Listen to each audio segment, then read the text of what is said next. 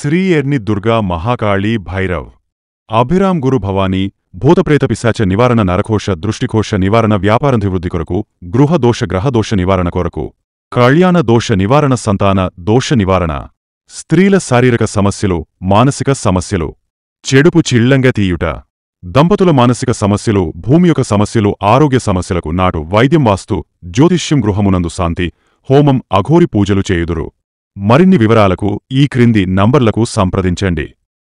Welcome to వార్తా కిరణం. నేను కృష్ణకుమార్. వార్తల్లో ముందుగా హెడ్లైన్స్.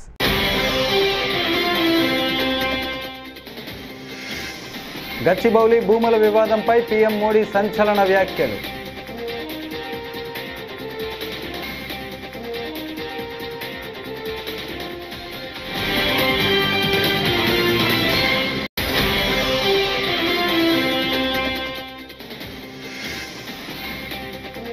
తాడికొండలో డాక్టర్ బిఆర్ అంబేద్కర్ జయంతి కార్యక్రమంలో పాల్గొన్న ముఖ్యమంత్రి చంద్రబాబు నాయుడు.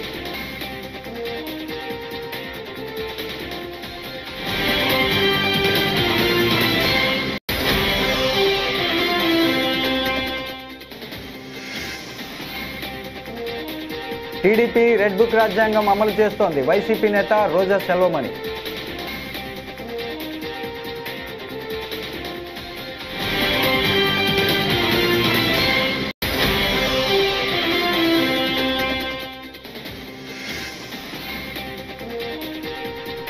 తిరుమల శ్రీవారి సేవలో పవన్ సతీమణి అన్నా లెజినోవా.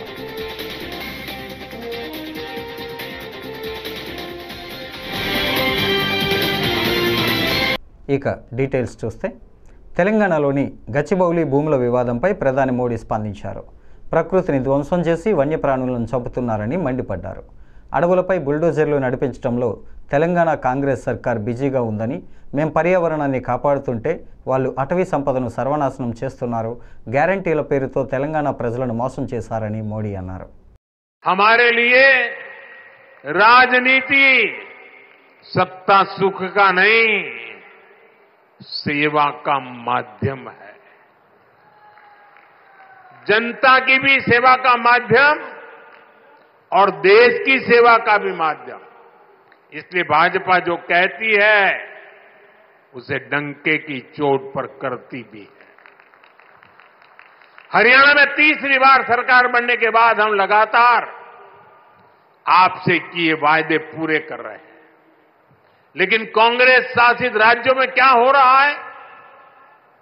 जनता से पूरा विश्वासघात. पड़ोस में देखिए, हिमाचल में जनता कितनी परेशान है. विकास के, जन कल्याण के सारे काम ठप पड़े हैं. कर्नाटका में बिजली से लेकर दूध तक, बस किराए से लेकर बीज तक हर चीज महंगी हो रही है. मैं सोशल मीडिया पर देख रहा था, कर्नाटका में कांग्रेस सरकार ने जो महंगाई बढ़ाई है, भांति भांति के टैक्स लगाए हैं.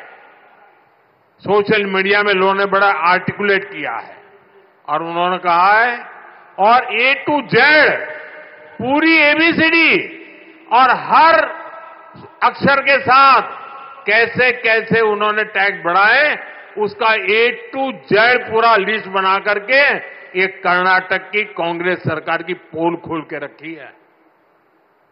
खुद वहां के मुख्यमंत्री के करीबी कहते हैं कि कांग्रेस ने कर्नाटका को करप्शन में नंबर 1 बना दिया. साथियों, तेलंगाना की कांग्रेस सरकार भी जनता से किए वादे भूल गई है. చరిత్రలో ఎప్పుడూ లేని సంక్షేమ పథకాలను ఏపీలో అందిస్తున్నామని ముఖ్యమంత్రి నారా చంద్రబాబు నాయుడు తెలిపారు. అభివృద్ధి, సంక్షేమం, సుపరిపాలన తమ లక్ష్యమని ఉద్ఘాటించారు. గత వైసీపీ పాలకులు అమరావతిని ఎడారి అన్నారని మండిపడ్డారు. రాజధానిని ధ్వంసం చేసి పైశాచిక ఆనందం పొందారని ఆరోపించారు. కూటమి ప్రభుత్వం రాకతో ప్రజలు స్వేచ్ఛగా జీవిస్తున్నారని సీఎం చంద్రబాబు అన్నారు.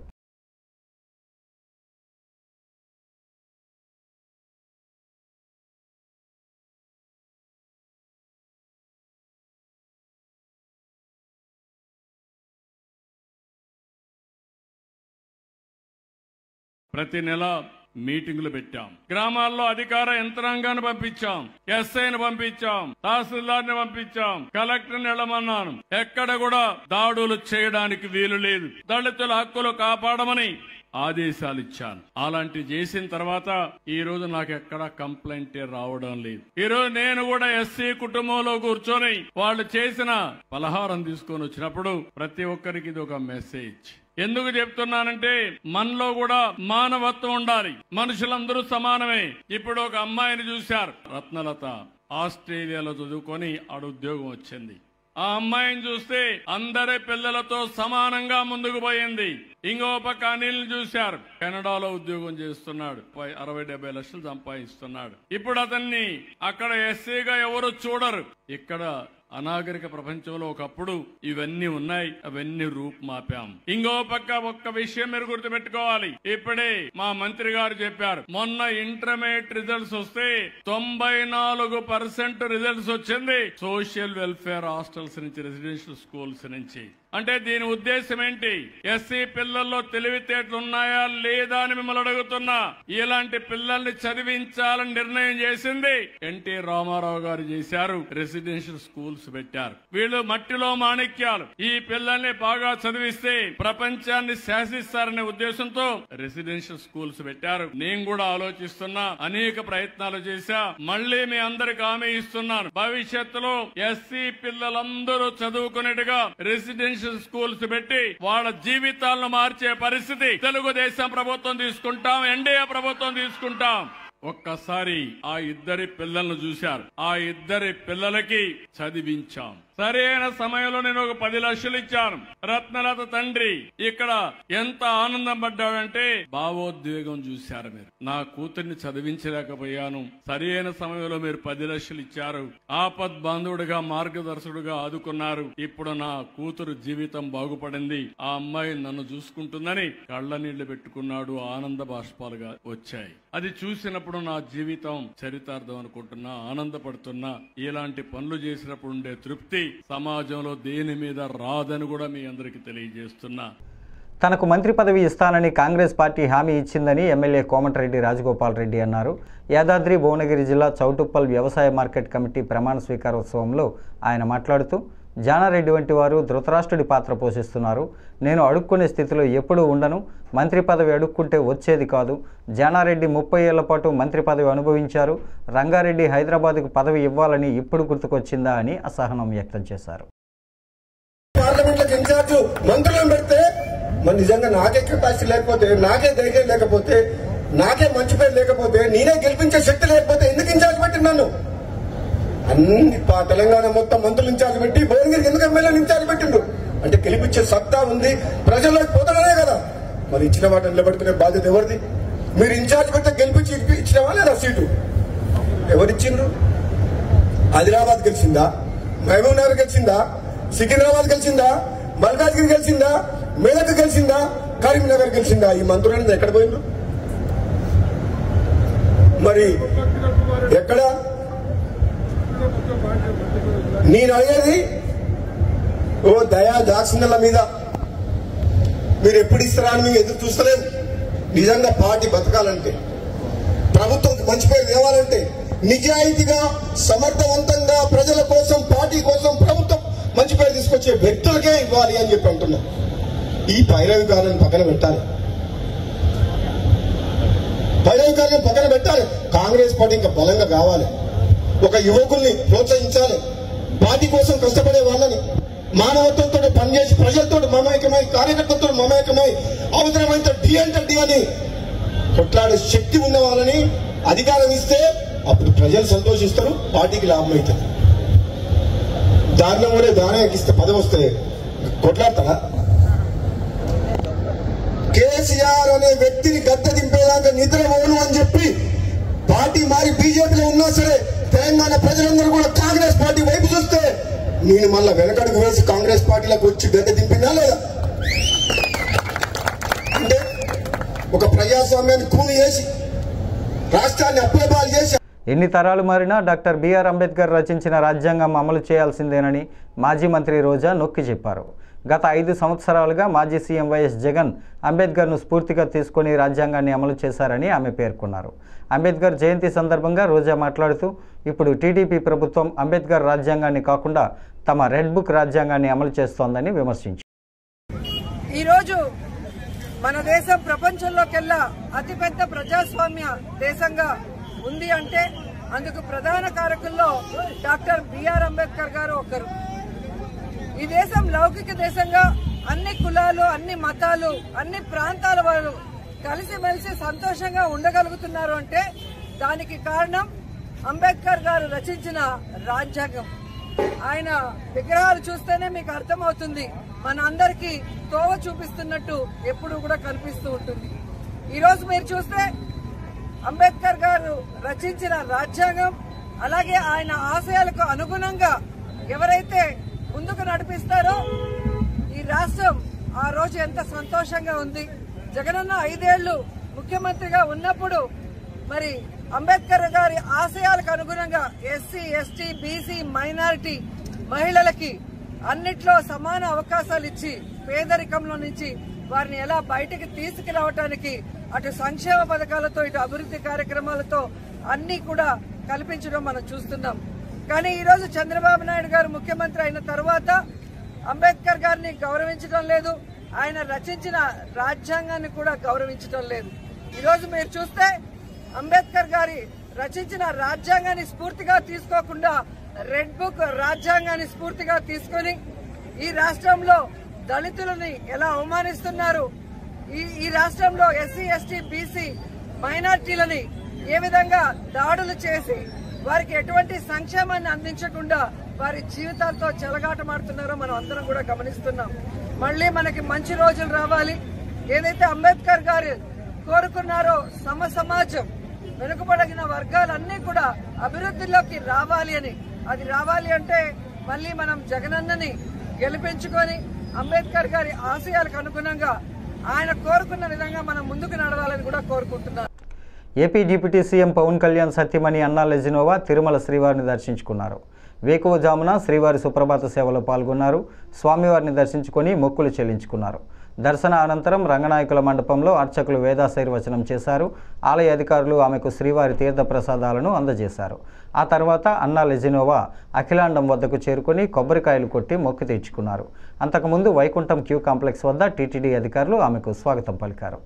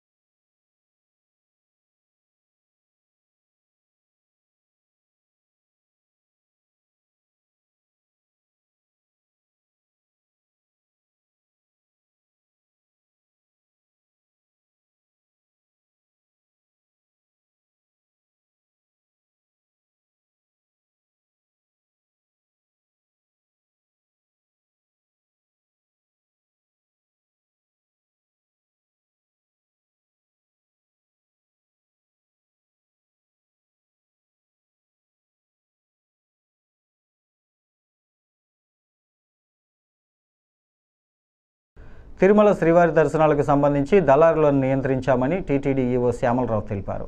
టీటీడీలో ఇటీవలి పరిణామాలపై ఈవో శ్యామలరావు సోమవారం వివరణ ఇచ్చారు.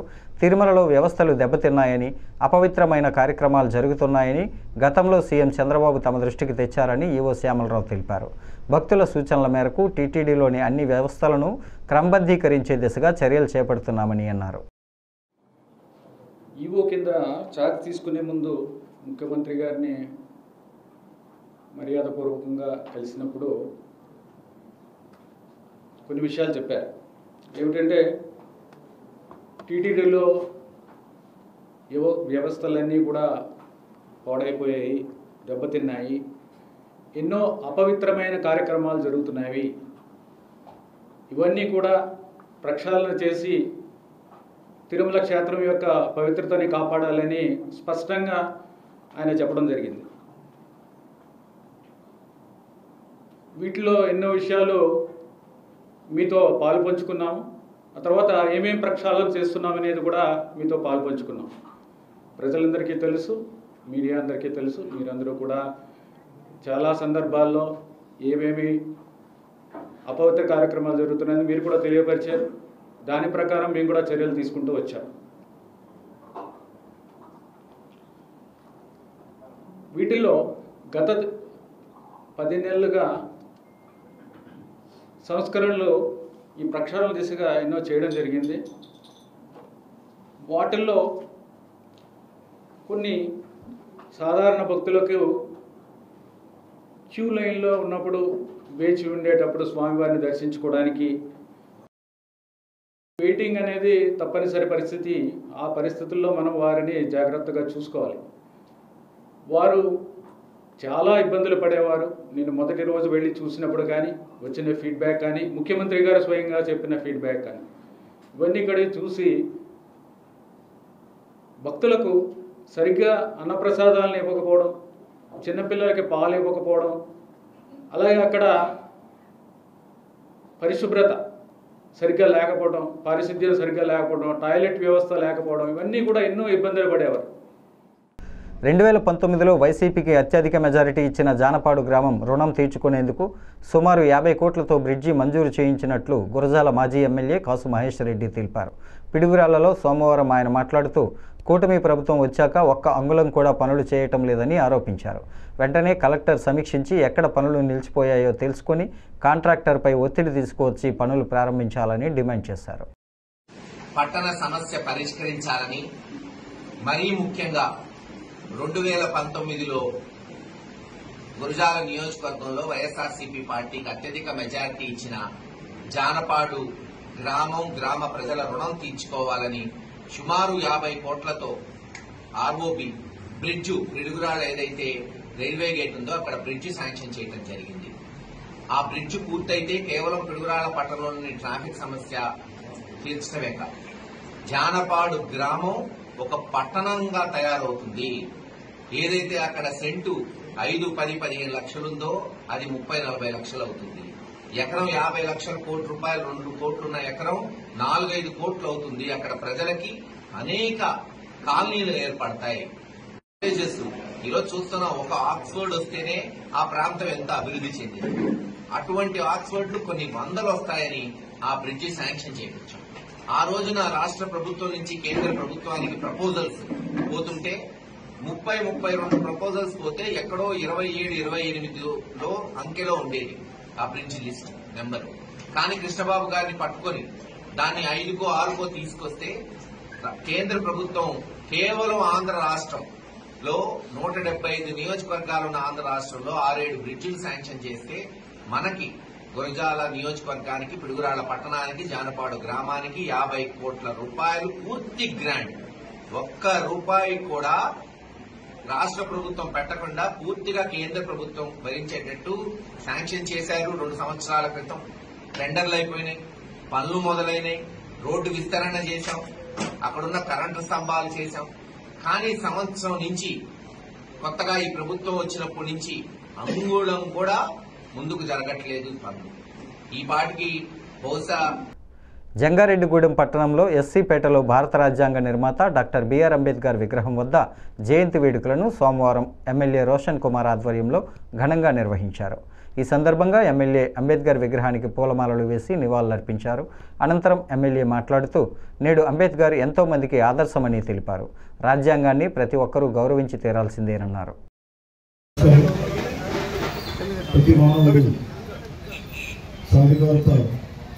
సాధించడం వల్లనే దేశం అభివృద్ధి చెందుతని నమ్మిన ఒక మహనీయుడు భారతరత్న డాక్టర్ శ్రీ బిఆర్ అంబేద్కర్ గారు ఈరోజు దేశమే కాదు ప్రపంచంలో కూడా ఈ యొక్క జయంతిని జరుపుకుంటున్నారు. మరి అంబేద్కర్ గారి గురించి చెప్పాలంటే ఒక రోజు కాదు, ఒక వారం కాదు, మరి ఎన్ని నెలలు కూడా చెప్పుకుంటూ పోతూ ఉంటాం. మరి ఆయన బడుగు బలహీన వర్గాలకి, అణగారిన వర్గాలకి వారి గురించి ఎంత మరి కష్టపడ్డారో, వారి హక్కుల గురించి ఎంత ఇచ్చేసారో పోవడం చేస్తే అంతా కూడా తెలుసు. మొట్టమొదటి భారతదేశ న్యాయశాఖ మంత్రి మరి బిఆర్ అంబేద్కర్ గారు రాజ్యాంగ అది రాసింది కూడా మరి డాక్టర్ బిఆర్ అంబేద్కర్ గారు ఒక బహుముఖ ప్రజ్ఞాశాలి, గొప్ప పార్లమెంటేరియన్. అలాగే బడుగు బలహీన వర్గాలు వారి హక్కుల గురించి కానివ్వండి, లేకపోతే రాజకీయ రావడం విషయంలో కానివ్వండి, అలాంటి వాళ్ళు రాజకీయాలకు వచ్చి మరి గల్లం ఇప్పుడు మాట్లాడుతున్నారంటే తప్పకుండా మరి బిఆర్ అంబేద్కర్ గారు, అలాగే బాబు జగజీవన్ గారు వారు పెట్టిన మరి భిక్షే, అలాగే వారు చూపించిన మరి దారి. మరి ఈ జయంతి సందర్భంగా నేను అందరూ కూడా ఒకటే చెప్తున్నాను, అంబేద్కర్ గారి నుండి, బాబు జగజీవన్ గారు నుండి వారు ఏవైతే మంచి పనులు చేసి మనల్ని ఈ రోజున ఒక స్థితిలో పెట్టారో అలాంటివి మంచి పనులు చేసుకుంటూ మనం ముందుకెళ్తూ ప్రతి ఫీల్డ్లో కూడా మంచి పేరు తీసుకునే విధంగా అందరం కూడా మరి కృషి చేయాలి, కష్టపడాలి. అలాగే రాబోయే తరం కూడా వారి గురించి చెప్పి మరి వారిని కూడా మోటివేట్ చేసి మంచి స్థాయిలో ఉండేలాగా మనం కృషి చేయాలి. మరి ఈ రోజున ఇక్కడ జంగారెడ్డిగూడెం టౌన్లో ఈ యొక్క కార్యక్రమాన్ని ఇంత బాగా ఆర్గనైజ్ చేసినటువంటి మా యొక్క దళిత సోదరులకి, అలాగే తెలుగుదేశం జనసేన బీజేపీ పార్టీ నాయకులకి, కార్యకర్తలకి,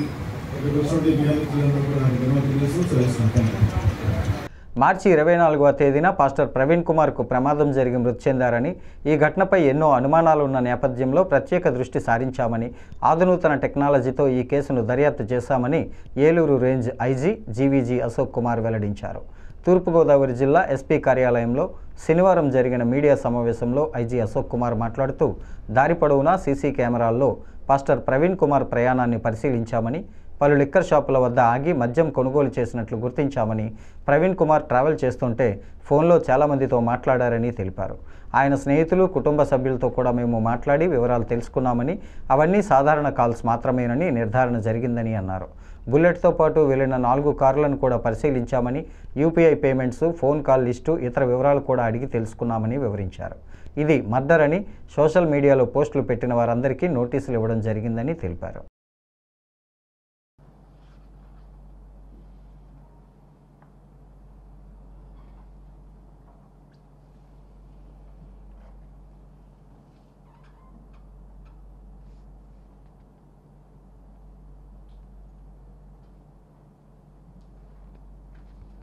చూడండి, వారి వెహికల్ మీద లగేజ్ కూడా చూడండి, రైట్ సైడ్కి టిల్ట్ అయిపోయి ఉంది.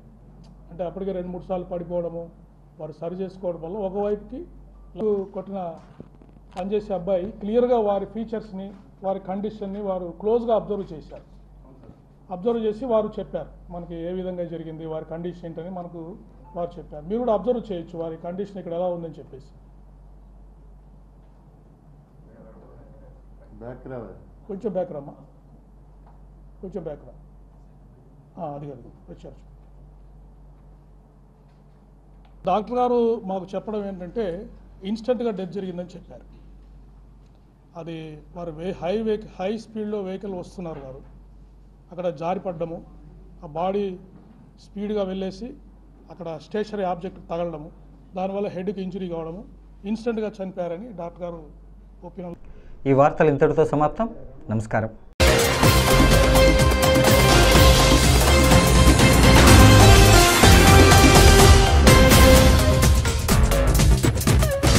శ్రీ ఎర్ని దుర్గా మహాకాళీ భైరవ్ అభిరామ్ గురు భవానీ భూతప్రేత పిశాచ నివారణ నరకోశ దృష్టికోశ నివారణ వ్యాపారాభివృద్ధి కొరకు గృహ దోష గ్రహ దోష నివారణ కొరకు కళ్యాణ దోష నివారణ సంతాన దోష నివారణ స్త్రీల శారీరక సమస్యలు మానసిక సమస్యలు చెడుపు చిళ్లంగా తీయుట దంపతుల మానసిక సమస్యలు భూమి యొక్క సమస్యలు ఆరోగ్య సమస్యలకు నాటు వైద్యం వాస్తు జ్యోతిష్యం గృహమునందు శాంతి హోమం అఘోరి పూజలు చేయుదురు మరిన్ని వివరాలకు ఈ క్రింది నంబర్లకు సంప్రదించండి.